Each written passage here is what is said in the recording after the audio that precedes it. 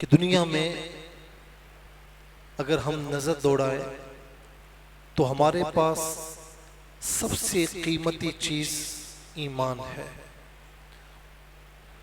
आज हम अपने माल की हिफाजत करते हुए दिखाई देते हैं। आज हम अपनी जान, अपने घर, अपनी आल औलाद, अपनी गाड़ियां, सवारियां, अपनी दुकानदारी, दुकान, हर चीज की हिफाजत करते हुए दिखाई देते हैं। लेकिन ईमान जो हमें विरसे में मिला है, इसकी हिफाजत का हमने कोई इंतजाम नहीं किया है। जरा सोचिए कि अल्लाह रब्बुल आलमीन 11वें पारे में इरशाद फरमाता है कि इन्नल्लाह अश्तरा मिनल मुमिनीना अनफुसहुम व अमवालहुम बिअन्न लहुमुल जन्ना, कि बेशक अल्लाह तबारक व तआला ने ईमान वालों से उनके अमवाल और उनकी जानें खरीद ली और उसके एवज में, बदले में उन्हें जन्नत अता फरमा दी।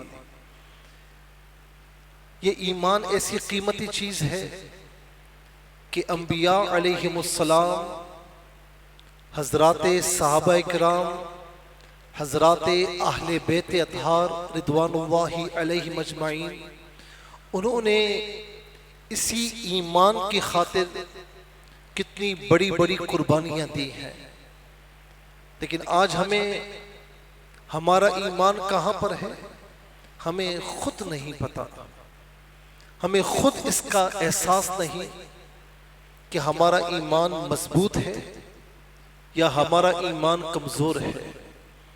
याद रखें कि ईमान जो है कमजोर कैसे होता है कि जब आपकी सोहबतें, आपका माहौल गलत अंदाज में हो, गलत दोस्तों की सोहबतों में आप बैठते हो, गलत यारों की संगतों में आप बैठते हो, कि जहां पर गुनाहों की बातें हो रही हो, जहां पर जुए की बात हो रही हो, जहां पर शराब नोशी की बात हो रही हो, जहां पर खुदा न खास्ता बेहयाई और फुहाशी की बातें हो रही हो, अगर वहां बैठेंगे तो ईमान कमजोर हो जाएगा।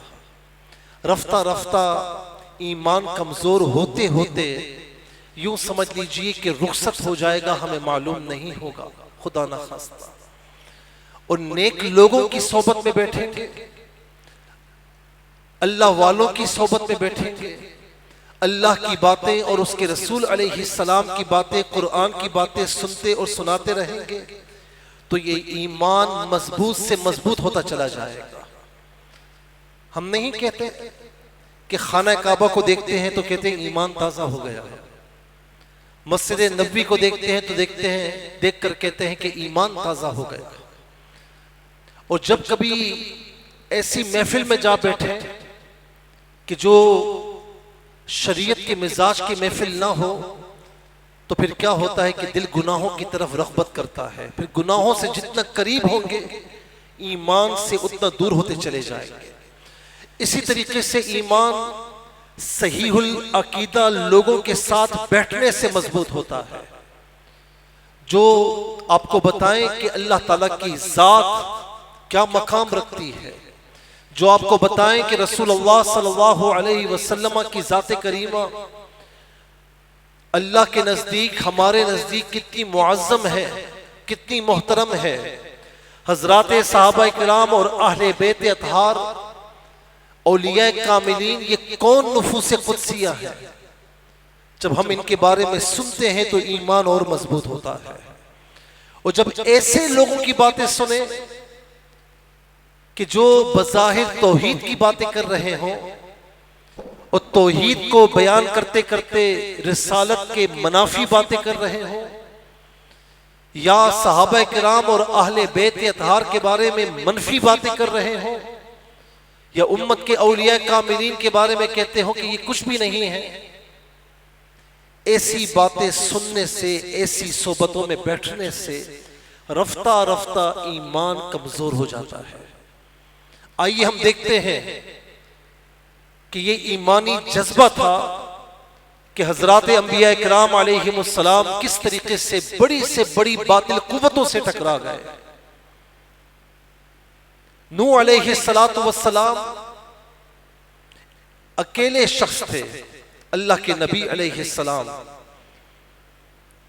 और 950 साल आपने तबलीग फरमाई। 72 या 73 या 80 बंदे ईमान लाए। तने तन्हा है, लेकिन ईमानी जज्बा कितना कि तने तन्हा उनका मुकाबला करते रहे।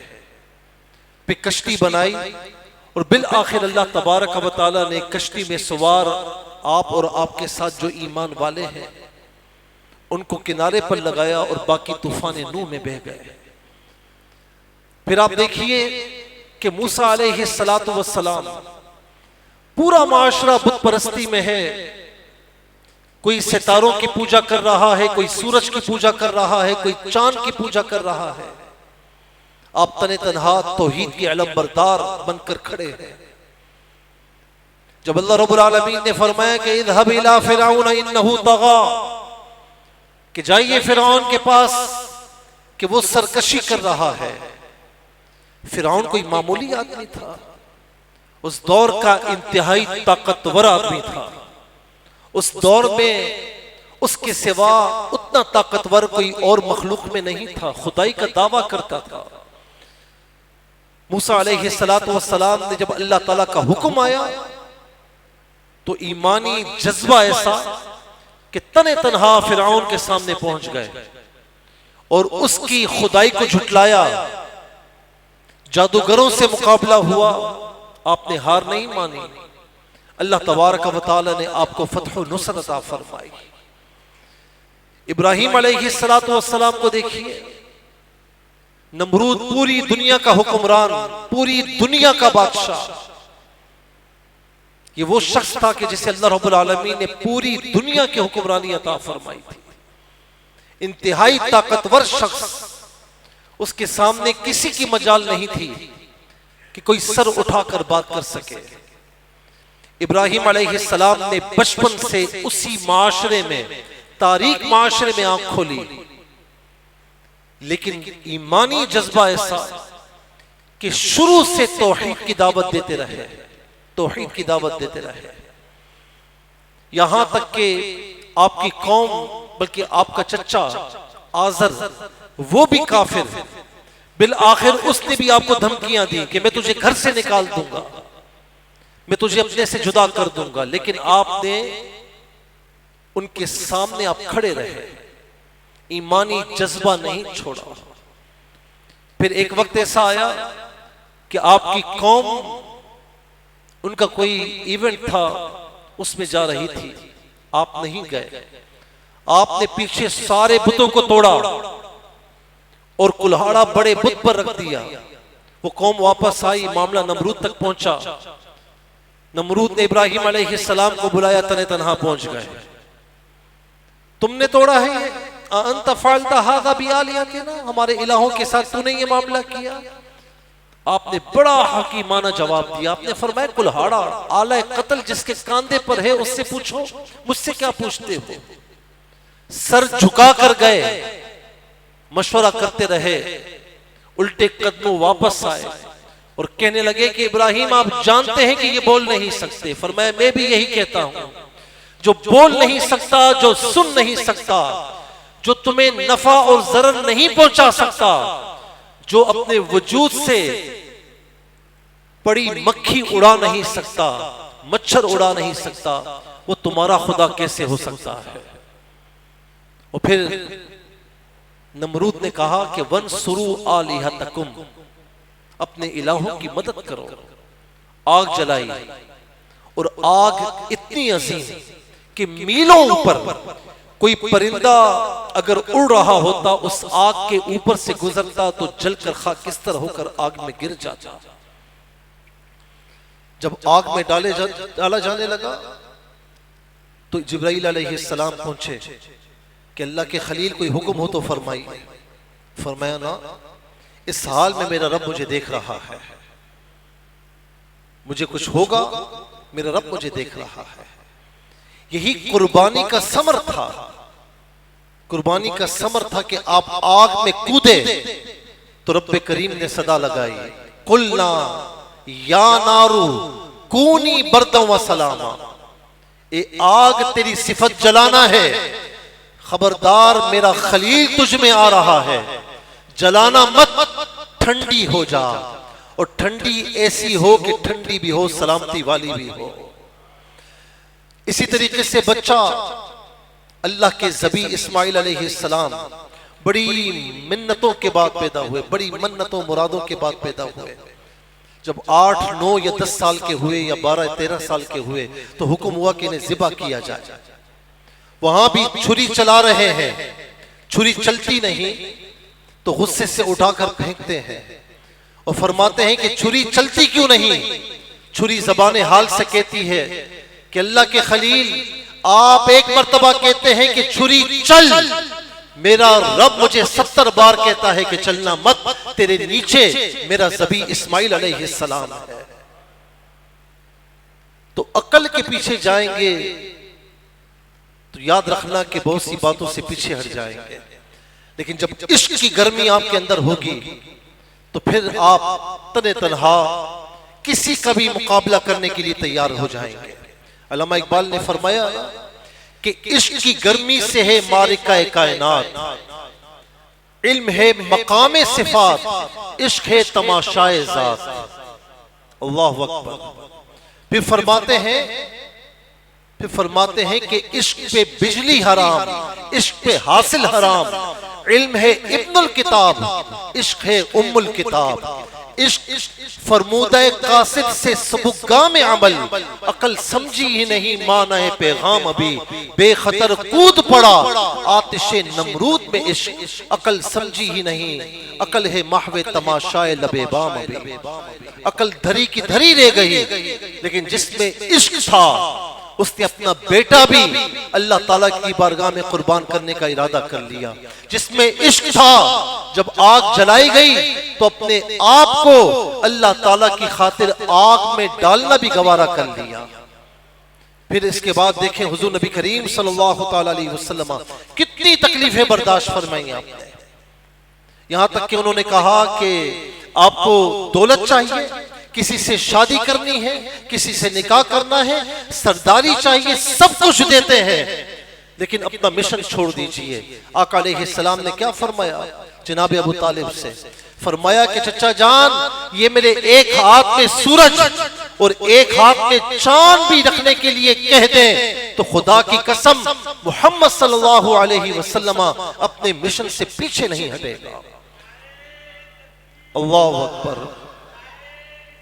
या रसूलुल्लाह सल्लल्लाहु अलैहि वसल्लम, या अली, या गौसे आज़म रज़ियल्लाहु ताला। सहाबा किराम को देखिए किस तरीके से अपना आप अल्लाह की बारगाह में कुर्बान कर रहे हैं। हज़रत साद बिन अबी वक़ास रज़ियल्लाहु ताला अन्हु जब तीर फेंकते हैं तो मेरे आका फरमाते हैं, साद तुझ पर मेरे माँ बाप कुर्बान हो जाएं। क्या क्या उनका मकाम और मर्तबा होगा। अल्लाहु अकबर। हज़रत खुबाब बिन इर्स, हज़रत खुबैब बिन अदी रज़ियल्लाहु ताला अन्हुमा, हज़रत बिलाल रज़ियल्लाहु ताला अन्हु कितनी तकलीफें काटी हैं, कितनी तकलीफें काटी हैं। और जानते हैं क्या कहा करते थे? हज़रत खुबैब ने क्या कहा? मुखालिफ ने नेज़ा चुबोकर कहा कि अब तो तुम्हारी भी तमन्ना होगी कि तुम्हारी जगह तुम्हारे नबी होते। फौरन तड़प उठे और फरमाने लगे कि बदबख्त सुन ले कि मैं ये भी गवारा नहीं करता कि मेरे नबी के पांव में कांटा चुभे और मैं घर में बैठा रहूं। अल्लाहु अकबर। और एक सहाबी कहते हैं कि जब आंखों से आंसू रवा हुए तो दुश्मन समझा कि डर गया। कहा डर गए, मुंह से डर लग रहा है? कहा नहीं, ये आंसू खुशी के हैं और तमन्ना के हैं। खुशी इसलिए कि एक जान है अल्लाह के रसूल की बारगाह में पेश कर रहा हो। तमन्ना यह है कि करोड़ों जाने क्यों ना दी, खुदा की कसम इसकी करोड़ों जाने होती वो भी अल्लाह के रसूल की बारगाह में पेश कर देता।